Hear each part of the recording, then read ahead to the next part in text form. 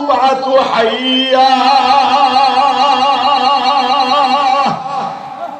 ও বন্ধু আমার, বড় চমৎকার একটা জন্ম দিছেন, মায়ের কাছে সাহায্যকারী লাগে নাই, রক্ত ধুইতে লোক লাগে নাই, সাহায্যকারী লাগে নাই। আপনি আপনার কুদরত থেকেই আমাকে জন্ম দিলেন। ল্যাংড়া বানাইলেন না, লুলা বানাইলেন না, অন্ধ বানাইলেন না, বোবা বানাইলেন না। ও আল্লাহ, এমন সুন্দর জন্ম দুনিয়ার সবার ভাগ্যে জুটে না।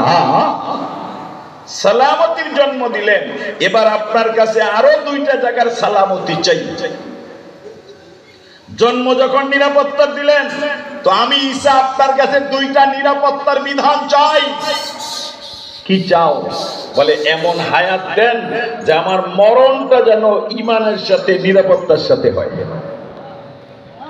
দুই নম্বর, আমার হাসরের ময়দান যেন নিরাপত্তার হাসর হয়, ফিরিস্তারা ধইরা যেন জাহান্নামে না ফেলায়।